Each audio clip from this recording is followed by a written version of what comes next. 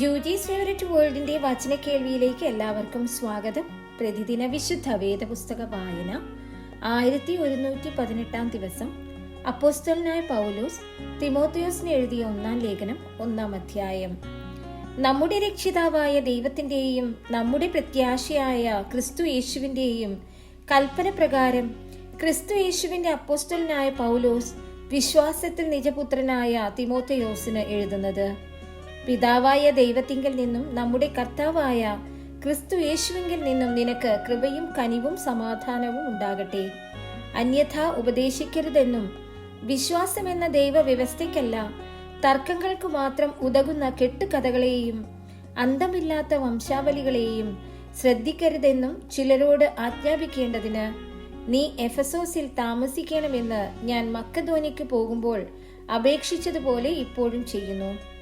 ആജ്ഞയുടെ ഉദ്ദേശമോ ശുദ്ധഹൃദയം, നല്ല മനസാക്ഷി, നിർവ്യാജ വിശ്വാസം എന്നിവയാൽ ഉളവാകുന്ന സ്നേഹം തന്നെ. ചിലർ ഇവ വിട്ടുമാറി വൃദ്ധാവാദത്തിലേക്ക് തിരിഞ്ഞു. ധർമ്മോപദേഷ്ടന്മാരായിരിക്കാൻ ഇച്ഛിക്കുന്നു.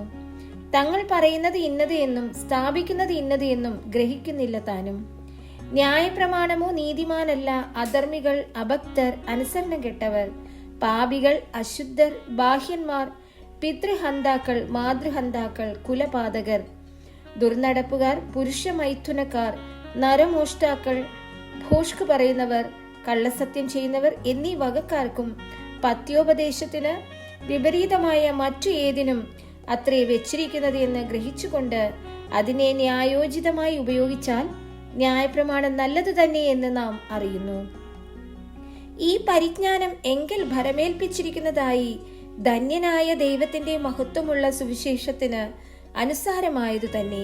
എനിക്ക് ശക്തി നൽകിയ ക്രിസ്തു യേശു എന്ന നമ്മുടെ കർത്താവ് എന്നെ വിശ്വസ്തനെന്ന് എണ്ണി ശുശ്രൂഷയ്ക്ക് ആക്കിയതുകൊണ്ട് ഞാൻ അവനെ സ്തുതിക്കുന്നു. മുൻപേ ഞാൻ ദൂഷകനും ഉപദ്രവിയും നിഷ്ഠൂരനുമായിരുന്നു.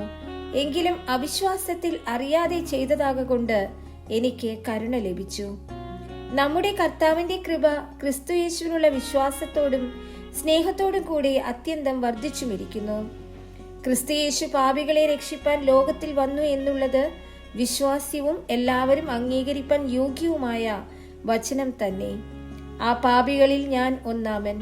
എന്നിട്ടും യേശു ക്രിസ്തു നിത്യജീവനായിക്കൊണ്ട് തന്നിൽ വിശ്വസിപ്പാനുള്ളവർക്ക് ദൃഷ്ടാന്തത്തിനായി സകല ദീർഘക്ഷമയും ഒന്നാമനായ എന്നിൽ കാണിക്കേണ്ടതിന് എനിക്ക് കരുണ ലഭിച്ചു.